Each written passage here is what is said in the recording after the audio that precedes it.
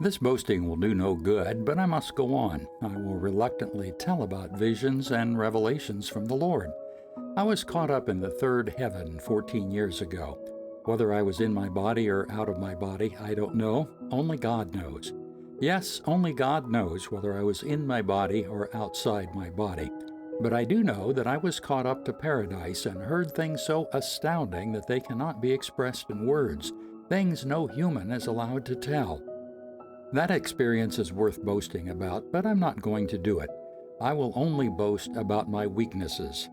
If I wanted to boast, I would be no fool in doing so because I would be telling the truth. But I won't do it because I don't want anyone to give me credit beyond what they can see in my life or hear in my message, even though I have received such wonderful revelations from God. So, to keep me from becoming proud, I was given a thorn in the flesh, a messenger from Satan to torment me and keep me from becoming proud. 3 different times I begged the Lord to take it away. Each time he said, "My grace is all you need. My power works best in weakness." So now I am glad to boast about my weaknesses so that the power of Christ can work through me. That's why I take pleasure in my weaknesses and in insults, hardships, persecutions, and troubles that I suffer for Christ. For when I am weak, then I am strong. You have made me act like a fool. You ought to be writing commendations for me, for I'm not at all inferior to those super apostles, even though I am nothing at all. When I was with you, I certainly gave you proof that I am an apostle, for I patiently did many signs and wonders and miracles among you. The only thing I failed to do, which I do in other churches, was to become a financial burden to you. Please forgive me for this wrong. Now I'm coming to you for the 3rd time, and I will not be a burden to you. I don't want what you have, I want you. After all, children don't provide for their parents, rather parents provide for their children.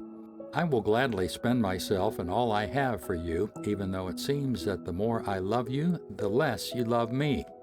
Some of you admit I was not a burden to you, but others still think I was sneaky and took advantage of you by trickery. But how? Did any of the men I sent to you take advantage of you? When I urged Titus to visit you and sent our other brother with him, did Titus take advantage of you? No. For we have the same spirit and walk in each other's steps, doing things the same way. Perhaps you think we're saying these things just to defend ourselves. No, we tell you this as Christ's servants and with God as our witness. Everything we do, dear friends, is to strengthen you.